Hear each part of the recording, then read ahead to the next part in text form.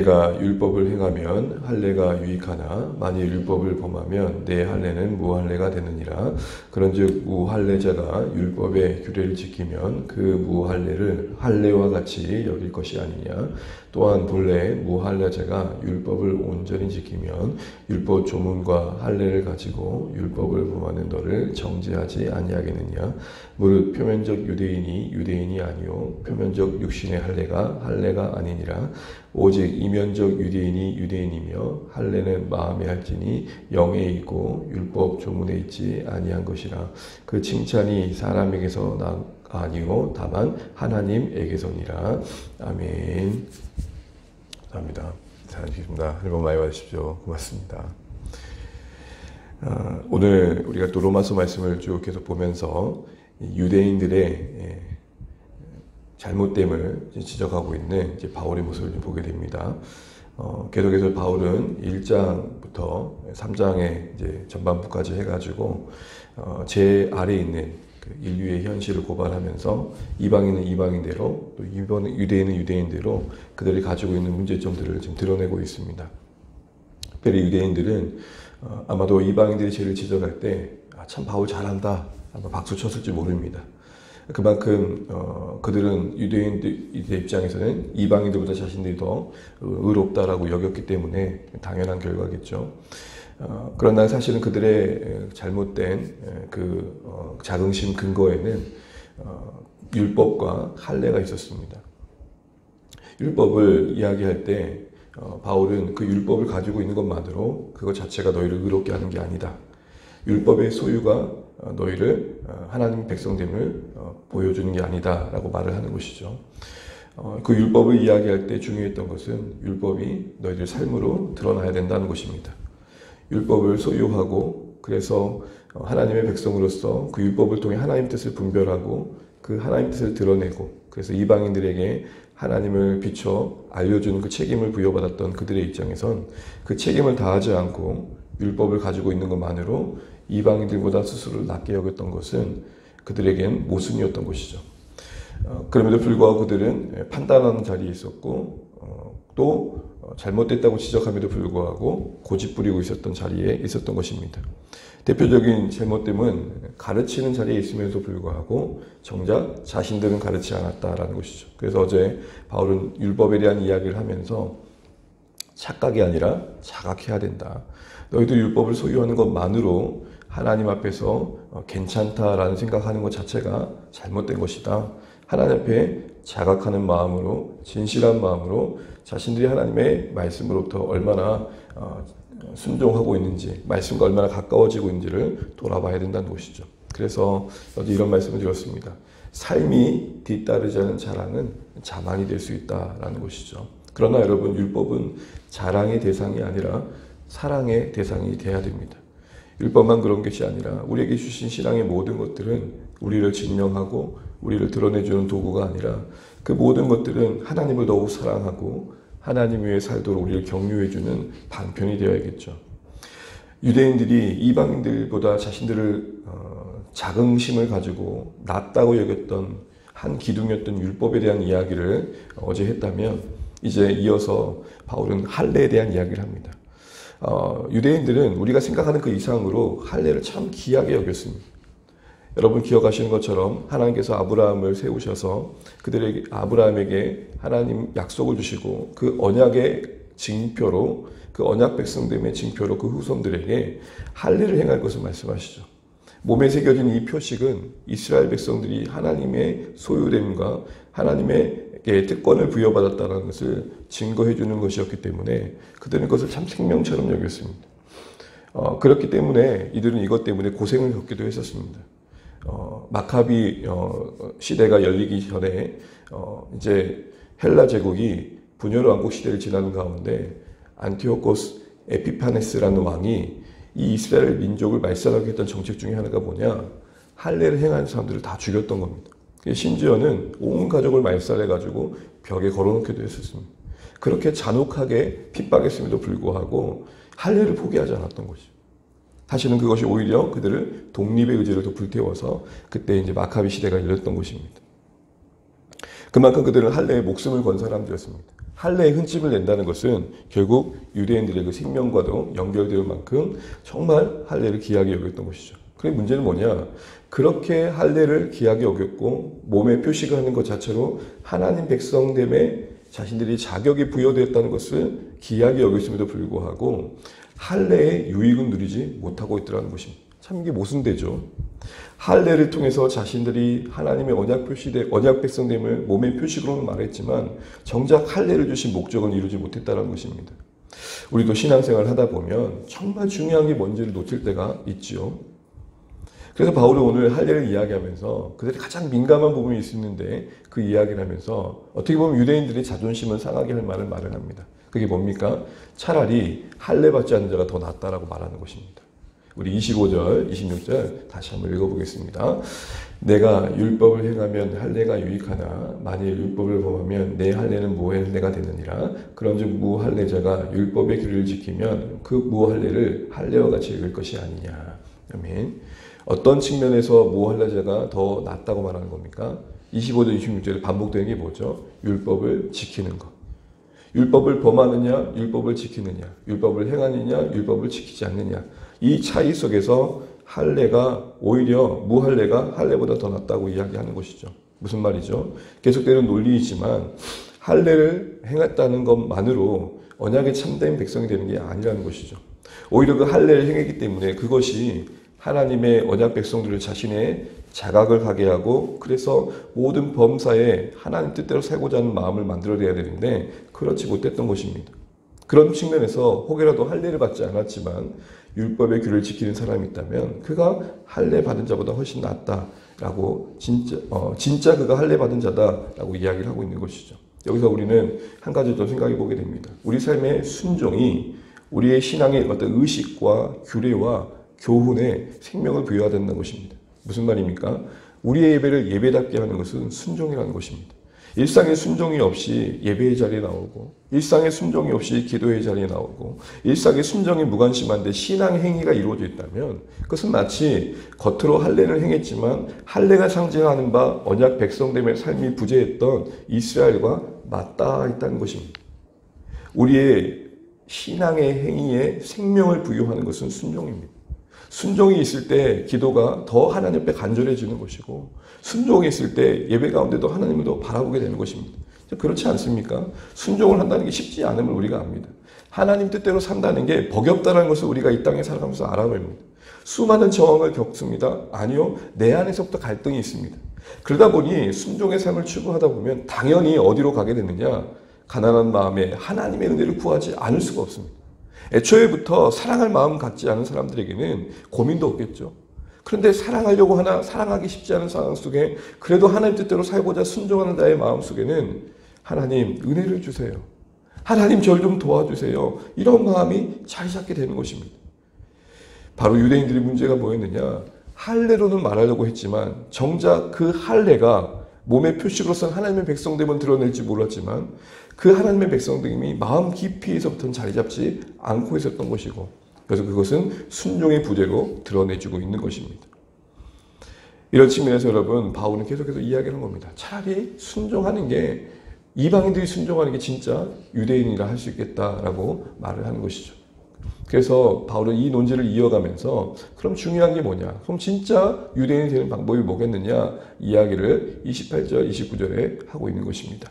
우리 28절, 29절 말씀 읽고 마무리해 가겠습니다. 같이 한번 읽게요.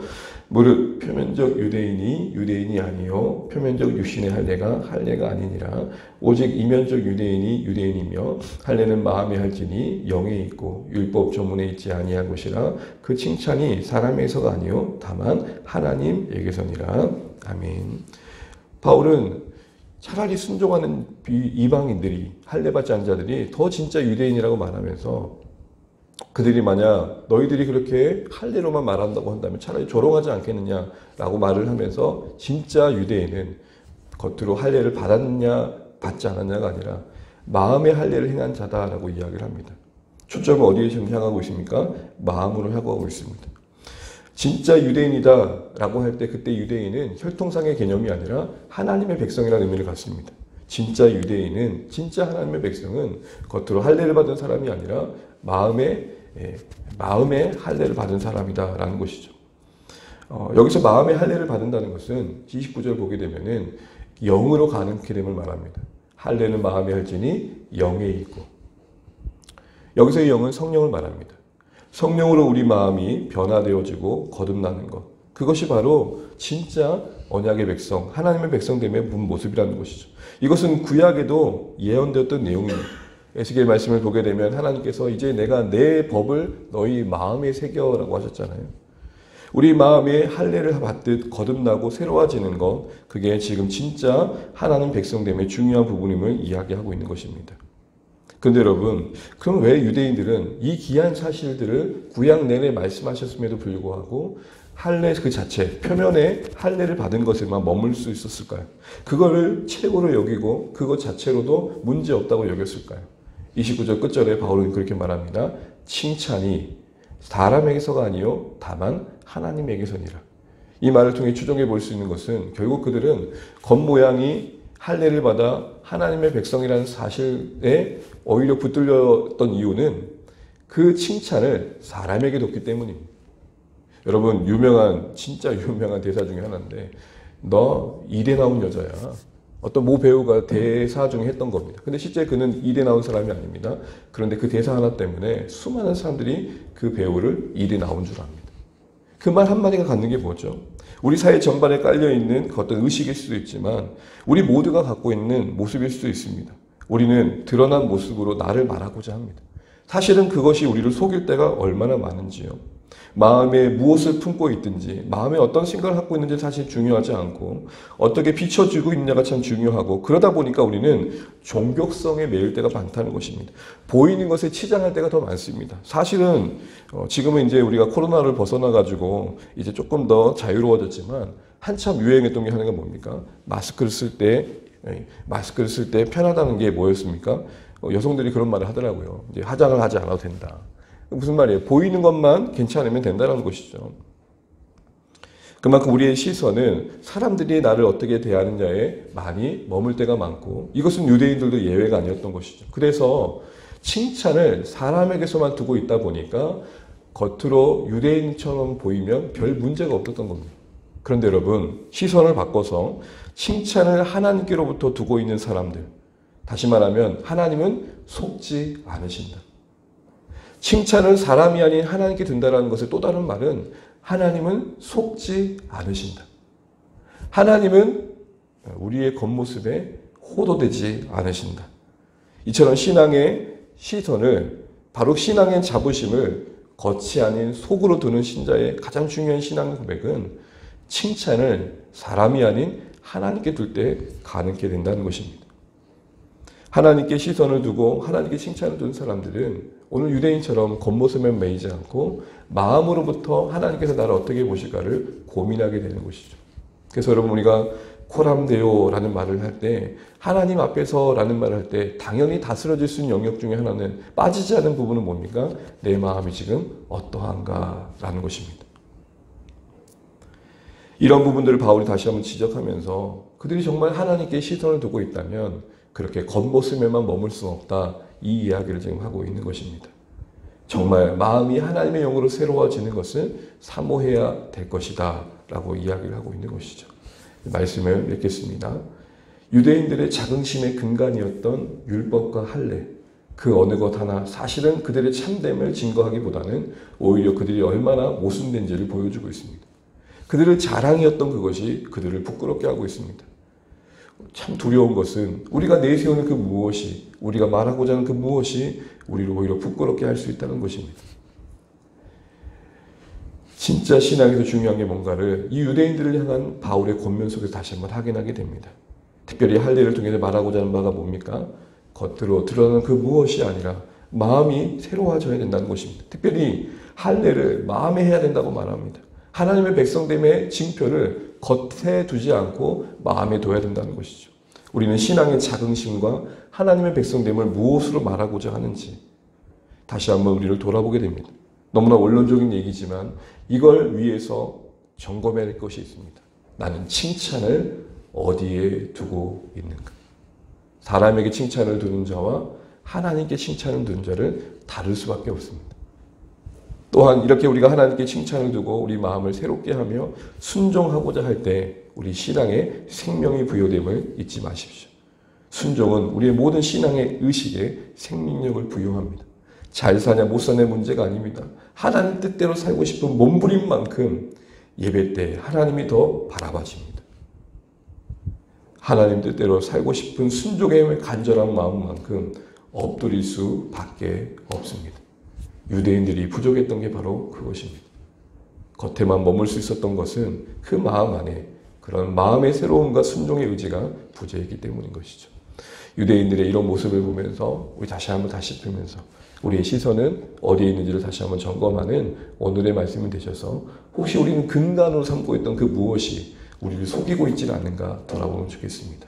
우리가 했던 그 무엇이 우리를 속여 하나님 앞에서 다루어져야 할 마음의 영역을 놓칠 수 있다는 사실들을 기억하고 진실한 마음으로 늘 하나님께 서기를 각오하고 우리의 마음이 성령으로 날마다 새로워지기를 구할 수 있는 오늘 또 이 새벽에 또 말씀 되시기를 주의 이름으로 축복합니다. 우리 같이 시간 기도하겠습니다.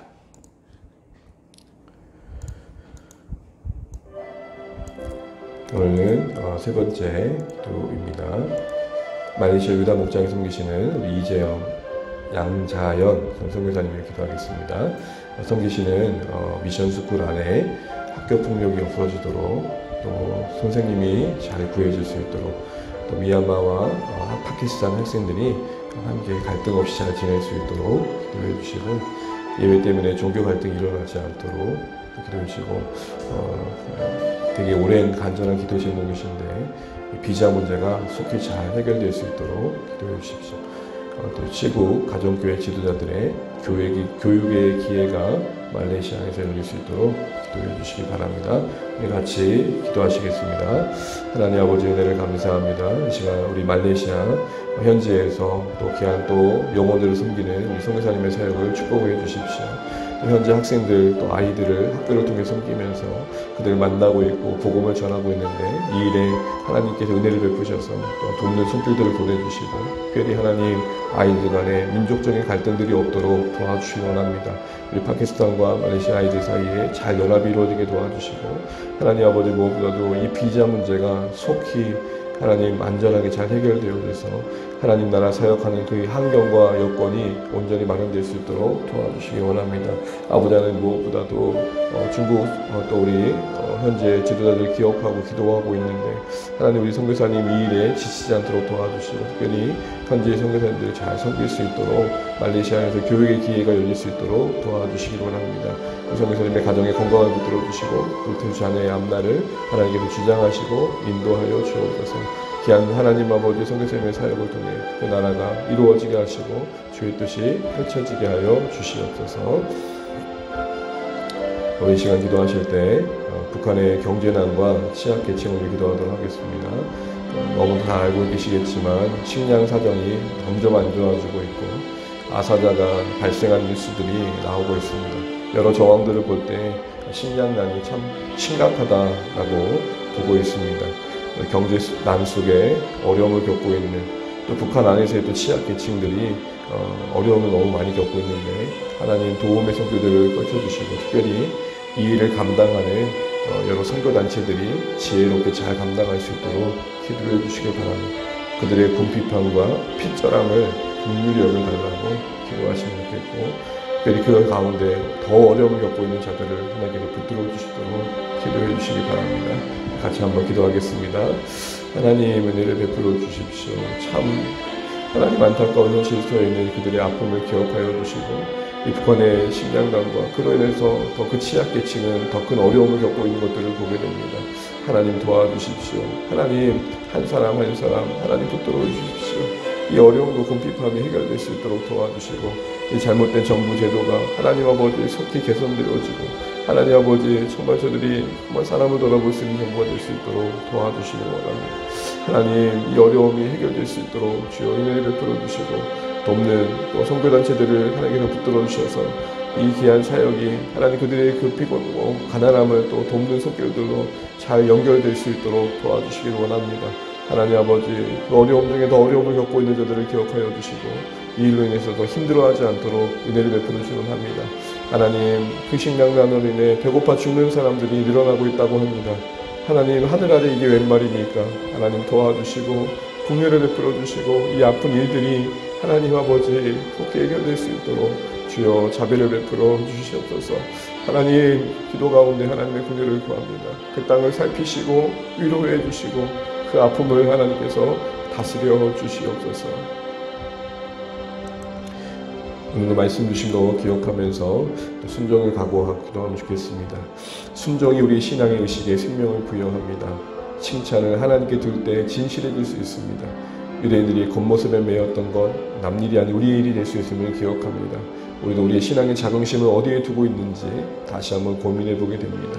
하나님, 우리를 긍휼을 주셔서 마음으로부터 날마다 할례를 받게 하셔서 성령으로 날마다 새로워지게 하셔서 순종으로 진실한 신앙을 이루어갈 수 있는 우리의 삶이 되게 하시고 우리 주안의 교회 모든 성도들이 그렇게 하나님을 더 사모하고 하나님 뜻에 기꺼이 순종하고자 하는 마음들을 붙들어 채워주시도록 기도하시면 좋겠고, 그래서 기도할 수밖에 없고 예배 가운데 하나님을 더 의지할 수밖에 없는 복된 심령들 되게 해달라고 기도해 주시기 바랍니다.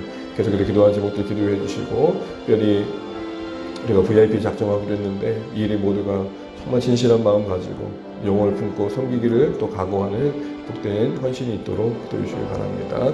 또 이날 민족을 위해서 세우신 교회들을 위해 또 우리가 또 기도할 모든 제목들 가지고 기도하시고 오늘 주 안에 승리하시기 바랍니다. 특별히 수요 기도 있는데 기도의 자리에 우리 성도들이 함께 마음과 함께 할 수 있도록 기도해 주시기 바랍니다. 기도하시겠습니다. 하나님, 은혜를 감사합니다. 오늘 우리를 붙들어 주시사 말씀과 기도 가운데 오늘 하루 시작하게 하신 것을 감사합니다. 주님, 우리를 불쌍히 여겨 주옵소서. 주님, 우리가 하나님의 긍휼을 구하는 자를 떠나지 않게 하여 주옵소서. 하나님, 오늘 유대인들이 그 겉모습의 할례 받음에만 머물 수 있었던 것은 사람에게 칭찬을 주었던 것을 보게 됩니다. 그 시선이 하나님께 닿지 않았음을 보게 됩니다. 하나님, 그들에게 준 특권이 그들을 특별한 존재로 만들었음을 보게 됩니다. 하나님 아버지, 정말로 하나님의 사랑이 우리를 온전케 하는 것을 기대합니다. 하나님, 그들이 특별하지 않지만 그 특권을 왜 그들이 스스로 특별하게 여겼던 모습들을 보게 됩니다. 하나님, 도와주십시오. 하나님, 우리를 은혜 베풀어 주시고 우리를 붙들어 주시길 간절히 바랍니다. 하나님, 긍휼을 베풀어 주옵소서. 우리 그 사랑과는 살게 되옵소서. 그 사랑이 우리도 온전케 우리가 같이 있게 하는 것들을 보게 됩니다. 하나님 아버지, 은혜를 베풀어 주옵소서. 하나님, 긍휼을 베풀어 주옵소서. 하나님, 땅에 하나님 우리의 삶을 살아가는 동안 우리의 시선을 하나님께 두게 하여 주옵소서. 우리의 칭찬을 하나님께 두게 하여 주옵소서. 사람의 칭찬과 사람의 인정과 사람의 하나님 아버지의 시선에 우리를 거두지 않게 도와주시고, 하나님 정말 우리 마음 날마다 새로워지므로 하나님 은혜를 구한 자리 있게 하여 주옵소서. 하나님, 긍휼을 베풀어 주시옵소서. 하나님, 은혜를 더하여 주시옵소서. 하나님, 칭찬을 하나님께 드리게 하여 주옵소서. 하나님, 은혜를 베풀어 주옵소서. 하나님, 은혜를 베풀어 주시옵소서. 하나님, 긍휼을 베풀어 주옵소서. 아버지 하나님, 우리 사랑하는 성도 하나님의 은혜를 구하는 자리를 사모하게 도와주시고 기도로 하나님의 긍휼을 구하는 자리를 사모할 수 있도록 도와주옵소서. 아버지, 오늘 수요일에 하나님 우리 성도님들 지치고 피곤하지만 하나님을 만나고 오지 않은 자리를 하나님 아버지의 기이 여길 수 있도록 주여 인도하여 주옵소서. 우리의 신앙이 종교가 되지 않도록 도와주십시오. 우리의 신앙이 종교가 되지 않도록 도와주십시오. 순종으로 우리를 새롭게 하여 주시옵소서. 하나님, 순종이 하나님 아버지 우리의 삶의 신앙을 새롭게 하여 주시옵소서. 하나님 아버지, 우리가 하나님 앞에 마음을 새롭게 하며 경험하게 도와주시옵소서. 하나님, 진짜 유대인의 모습 되게 하여 주옵소서. 하나님, 겉모습에 매이지 않게 도와주시고 하나님 아버지, 우리가 한번 하나님의 은혜를 누리게 하여 주시옵소서. 마음을 새롭게 하여 주옵소서. 주님, 도와주시옵소서. 주님, 긍휼을 베풀어 주시옵소서. 이 나라의 민족을 붙들어 주시고 하나님, 은혜가 이 땅에 임하게 하여 주시옵소서. 세우신 교회들이 근심케 하여 주시옵소서. 하나님, 참된 복음의 빛을 붙들게 하여 주시옵소서. 하나님, 그 빛을 나타나게 하여 주옵소서. 하나님, 주의 한국교회 베푸신 은혜가 아름답게 흘러가게 도와주시고 이 땅의 분쟁과 아픔들을 하나님께서 무시하게 여겨주시고 땅의 고통을 하나님께서 위로하시고 하나님 인도하여 주옵소서. 하나님, 도와주시옵소서.